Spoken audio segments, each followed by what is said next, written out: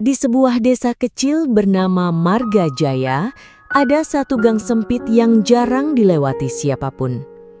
Gang itu diteduhi pohon-pohon tinggi dan semak-semak liar yang tumbuh merambat, seolah mencoba menelan apapun yang berdiri di sana. Di ujung gang itu, berdirilah sebuah rumah tua dengan cat yang mengelupas, jendela tertutup rapat, dan pagar bambu yang sudah reot. Orang-orang desa tak berani menyebut nama pemilik rumah itu di malam hari. Selamat datang di kisah misteri Keranda Tua di Rumah Bu Kinanti. Rumah Bu Kinanti berdiri di ujung gang sempit di desa Marga Jaya, terpisah dari rumah-rumah warga lainnya. Dindingnya berlumut, gentengnya sebagian telah runtuh, dan jendela-jendela tuanya selalu tertutup rapat. Warga desa menyebut rumah itu sebagai rumah bisu karena tak pernah terdengar suara dari dalamnya. Bahkan saat angin kencang menerpa, tak satu daun jendela pun berderak. Bu Kinanti sendiri merupakan wanita berusia sekitar 60-an. Tubuhnya ringkih, rambutnya selalu disanggul ketat, dan matanya tak pernah memandang langsung siapapun. Sejak suaminya meninggal secara misterius 20 tahun lalu, ia hidup sendirian. Orang-orang bilang sejak saat itu pola rumah itu berhenti bersuara. Namun ada satu hal yang membuat bulu kuduk siapapun merinding. Keranda bambu yang selalu berada di ruang tamu rumah Kinanti. Tak ada yang tahu dari mana asalnya. Keranda itu tak pernah dipakai, tak pernah dipindah, dan anehnya tak pernah berdebu. Padahal rumah Bu Kinanti sendiri penuh sarang laba-laba. Bahkan ketika warga pernah mencoba mengusulkan membuangnya saat kerja bakti, Bu Kinanti hanya berkata lirih, kalau keranda itu hilang, maka yang selama ini tidur di dalamnya akan bangun. Raka, seorang mahasiswa antropologi dari Bandung, datang ke Marga Jaya untuk menulis skripsi tentang mitos dan kepercayaan lokal.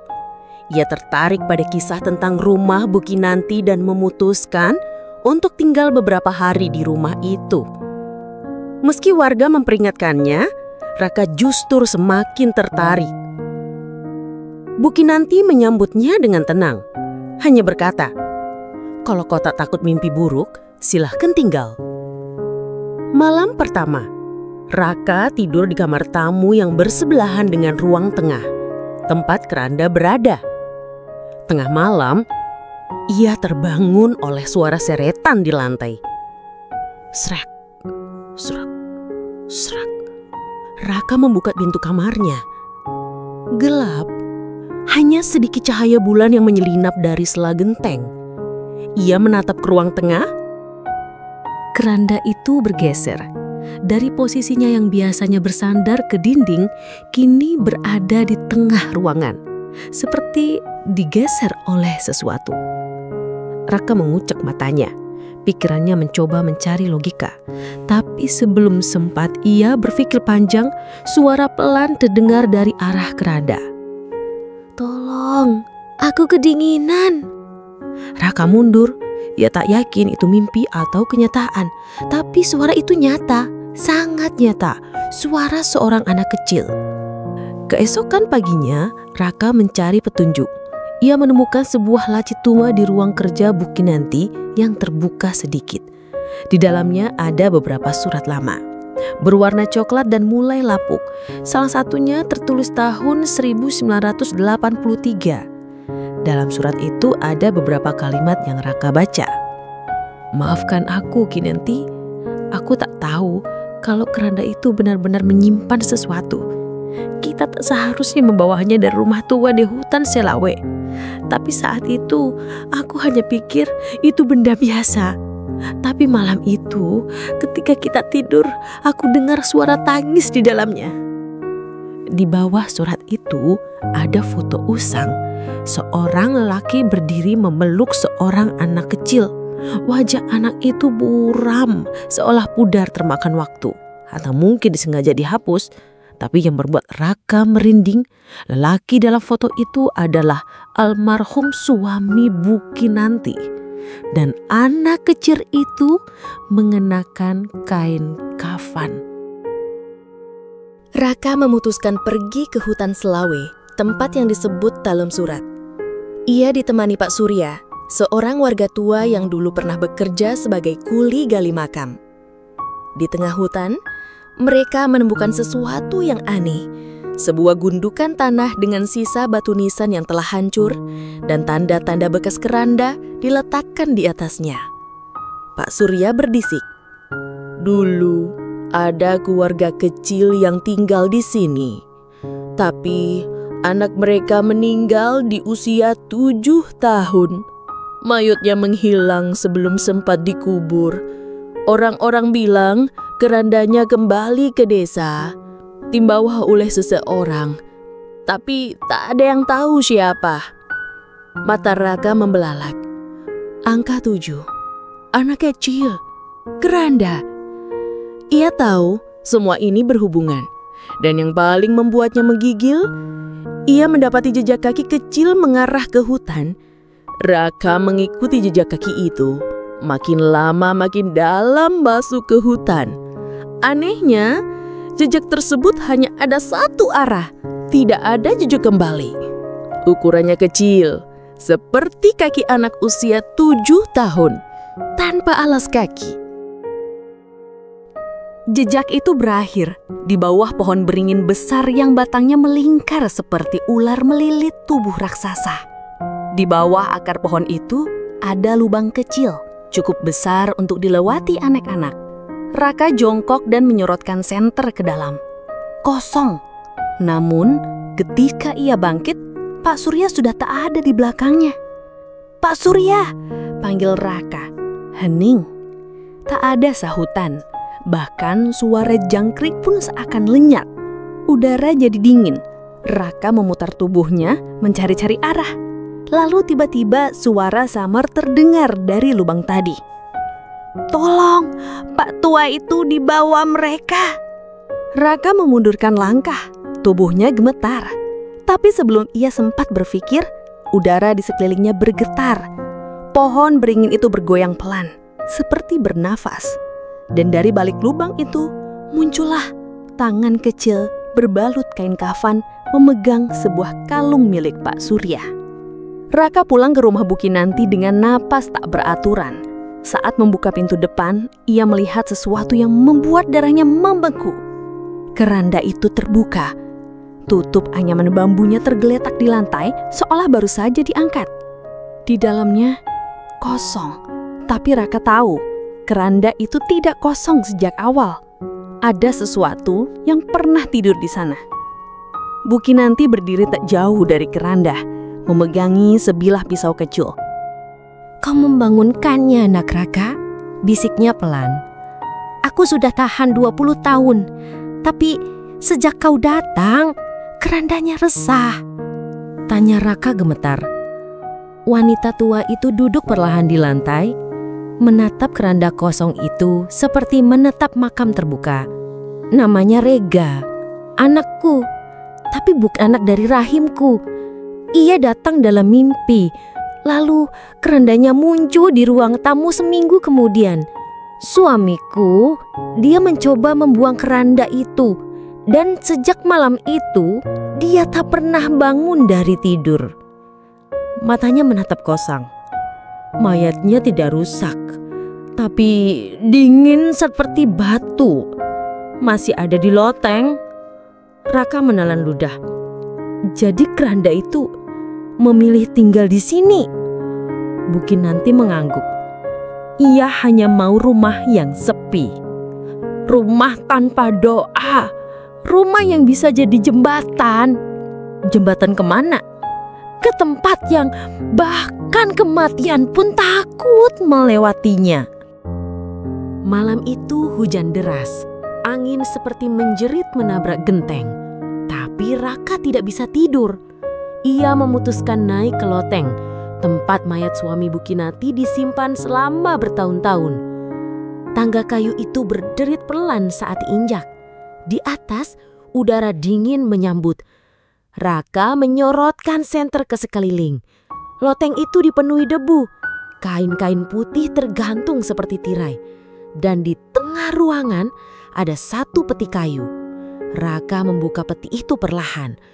Di dalamnya memang ada jasad laki-laki tua. Utuh, seakan baru saja meninggal. Tapi kulitnya membiru dan matanya masih terbuka. Senter Raka tiba-tiba mati. Dalam gelap terdengar suara napas.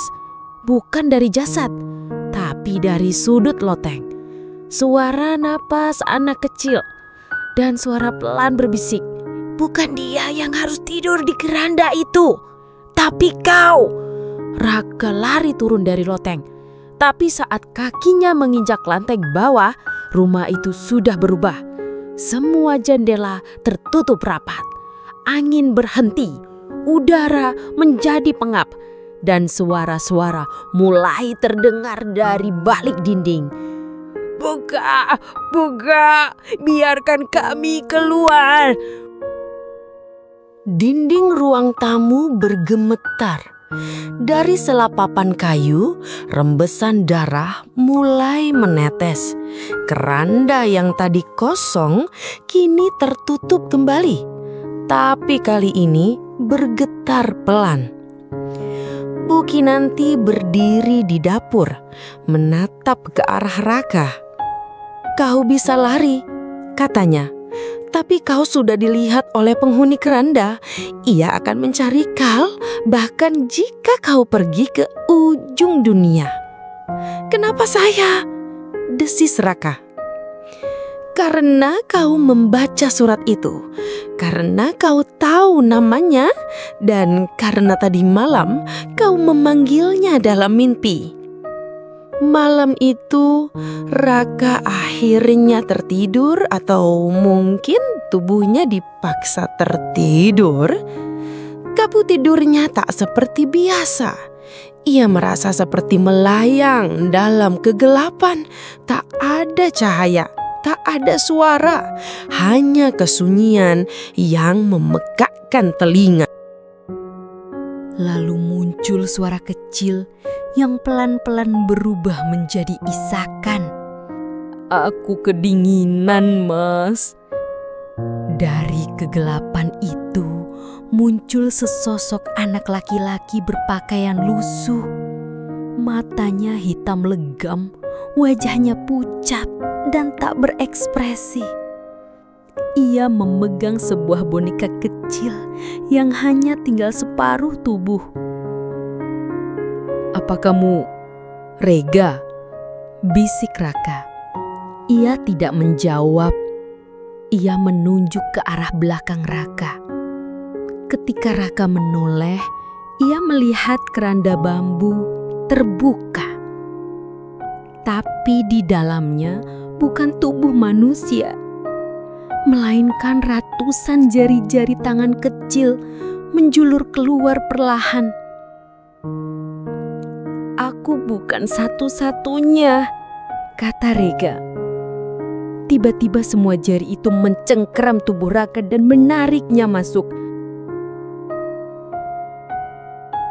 Raka terbangun dengan tubuh basah kuyup oleh keringat. Ia bangkit dari ranjang, matanya menatap sekeliling. Tapi ada yang aneh. Langit-langit rumah kini terbuat dari bambu. Dindingnya pun bukan papan lagi, melainkan anyaman seperti keranda. Ia tak di kamarnya. Ia di dalam keranda. Terdengar suara langkah di luar. Raka mengintip dari celah bambu. Ia melihat seorang wanita muda berdiri di ruang tamu. Itu bukan Bu Kinanti. Wajahnya mirip ibunya sendiri, tapi lebih muda, seperti saat Raka masih kecil. Wanita itu berkata pelan kepada seseorang di luar ruangan. Kerandanya bergelak lagi. Kau yakin tak ada apa-apa di dalam? Dan dari luar terdengar suara yang membuat darah Raka beku. Tenang, itu cuma mimpi. Sementara itu di dunia nyata atau yang tampak seperti nyata, Bu Kinanti duduk sendirian di dapur. Di hadapannya sebuah lilin kecil menyala. Ia mulai berbicara sendiri atau mungkin kepada sesuatu yang tidak terlihat. Dulu, aku juga pernah seperti Raka, penuh rasa ingin tahu. Waktu muda, aku menemukan keranda itu di rumah kosong peninggalan penjaga kuburan tua. Mereka bilang, keranda itu keranda sesat. Tak pernah tahu siapa pemiliknya, tapi selalu kembali ke rumah orang yang menyentuhnya. Tapi aku terlalu keras kepala. Aku bersihkan, aku letakkan di rumah ini. Dan malam pertama, suamiku mimpi buruk. Malam kedua, ia mengigau. Malam ketiga, ia tak bangun. Bu Kinanti menoleh ke ruang tengah. Keranda itu kembali terbuka. Dan kali ini, ada sesuatu yang duduk di dalamnya. Dan sekarang, katanya lirih, keranda itu ingin yang muda, yang baru. Raka berhasil keluar dari keranda. Entah bagaimana caranya. Ia berlari menyusuri rumah dan di balik lemari tua itu, ia menemukan pintu kecil menuju bawah tanah. Tangga curang mengarah ke dalam kegelapan. Dengan nyala korek api, ia turun perlahan. Ruang di bawah tanah itu penuh simbol-simbol kuno, gambar keranda, dan lukisan anak-anak tanpa wajah. Di tengah ruangan ada lingkaran tanah merah seperti altar. Dan di atas altar itu ada keranda lain, lebih tua, lebih besar. Tapi bukan itu yang membuat Raka nyaris pingsan. Keranda itu bergerak. Dari dalamnya terdengar suara nafas. Dalam salah satu rak di ruang bawah tanah, Raka menemukan buku harian tua milik suami Bu Kinanti. Di halaman terakhir ada tulisan tergesa-gesa yang berbunyi, "Hari ke-21, ia belum tidur. Anak itu terus berbicara dalam mimpiku. Ia bukan Rega, ia bukan manusia. Ia hanya memakai bentuk anak kecil karena kita tidak tahu wujud aslinya. Keranda ini bukan tempat tidur, ini adalah penjara. Dan tiap kali terbuka, ia makin bebas." Raka menutup buku itu perlahan. Dan saat ia menengadah, ia melihat keranda tua itu sudah terbuka dan isinya hilang. 2 bulan telah berlalu sejak Raka menghilang dari desa Margajaya. Warga hanya menemukan ranselnya tergeletak di depan rumah Bu Kinanti dengan buku catatan yang halaman terakhirnya tercoret-coret tak beraturan. Beberapa tulisan terlihat seperti tulisan anak kecil, sebagian lain seperti bekas cakaran. Bu Kinanti sendiri tidak pernah terlihat lagi. Rumahnya kini ditutup garis polisi, namun tak ada yang berani menyentuhnya. Para petugas yang pernah mencoba masuk mengalami mimpi buruk selama berhari-hari. Semua tentang keranda yang berbisik dan anak kecil tanpa mata. Desa Margajaya kini menghindari gang kecil tempat rumah itu berada. Anak-anak dilarang bermain ke arah sana. Warga menyebut tempat itu dengan nama baru, Gang Keranda. Setiap malam Jumat, beberapa orang mengaku melihat cahaya lilin dari dalam rumah tua itu. Dan sesekali terdengar suara bambu yang bergeser pelan. Srek, srek. Seperti sesuatu yang sedang membuka pintunya dari dalam. Dan cerita pun berakhir